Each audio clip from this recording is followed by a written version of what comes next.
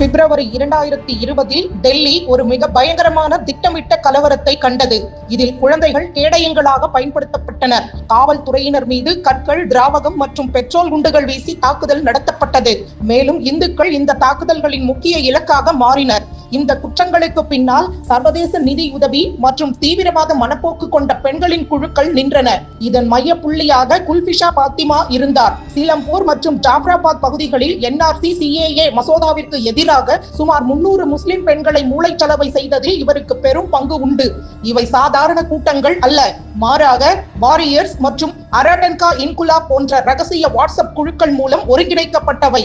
தலைநகரில் குழப்பத்தையும் சீர்குலைவையும் ஏற்படுத்துவதே இதன் நோக்கமாக இருந்தது.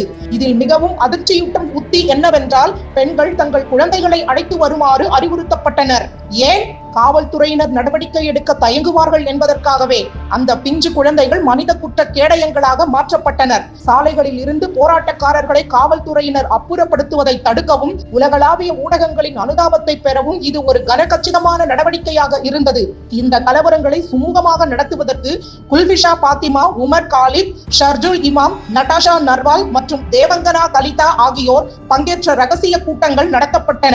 இதே குழுவினர் தான் வடகிழக்கு இந்தியாவை இந்தியாவிலிருந்து பிரிக்க பகிரங்கமாக அழைப்பு விடுத்தவர்கள். விசாரணை அதிகாரிகளின் கூற்றுப்படி கற்கள், மிளகாய் பொடி, திராவக குப்பிகள் மற்றும் தடிகளை சேமித்து வைக்க அறிவுறுத்தல்கள் வழங்கப்பட்டன. இங்கு ஒரு கேள்வி எழுகிறது. NRC CAA மசோதா இந்தியாவில் வாழும் எந்த மதத்தினருக்கும், குறிப்பாக இந்திய முஸ்லிம்களுக்கு எதிரானது அல்ல என்று தெளிவாக குறிப்பிட்டிருக்கும் போது ஏன் இவர்கள் இத்தகைய சூழலை உருவாக்க வேண்டும்? உண்மையில் அண்டை முஸ்லிம் நாடுகளிலிருந்து வந்து இந்தியாவில் சுதந்திரமாக வாழ விரும்பும் ஜைனர்கள், இந்துக்கள், சீக்கியர்கள் மற்றும் பிற சிறுபான்மையினரின் நலனுக்காகவே இந்த மசோதா கொண்டு வரப்பட்டது.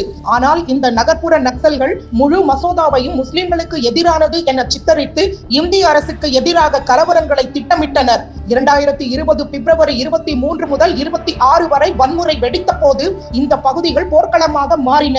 வீட்டின் கூரைகளிலிருந்து பெண்கள் மற்றும் குழந்தைகள் கூட காவல்துறையினர் மற்றும் பொதுமக்கள் மீது கற்கள், சுடுநீர் மற்றும் கொதிக்கும் எண்ணெய் வீசினர். இஸ்லாமிய நாடுகளின் நிதி, வாட்ஸ்அப் ஒருங்கிணைப்பு மற்றும் DSPG போன்ற கட்டமைக்கப்பட்ட அமைப்புகள் மூலம் இது தன்னிச்சையான கோபம் அல்ல, மாறாக திட்டமிடப்பட்ட தாக்குதல் என்பது உறுதியானது. இதில் 53க்கும் மேற்பட்டோர் உயிரிழந்தனர் மற்றும் 200க்கும் மேற்பட்டோர் காயமடைந்தனர். அண்டை முஸ்லிம் நாடுகளில் இருந்து சட்டவிரோதமாக இந்தியாவிற்குள் நுழைந்து அகதிகள் என்ற பெயரில் இங்கு குடியேறிய இதே பெண்கள் ஒரு காலத்தில் நாங்கள் வீட்டை விட்டு வெளியே வர அனுமதி இல்லை என்றும், இஸ்லாம் அனுமதிக்காததால் குடும்பத்திற்காக சம்பாதிக்க முடியவில்லை என்றும் வருத்தப்பட்டனர்.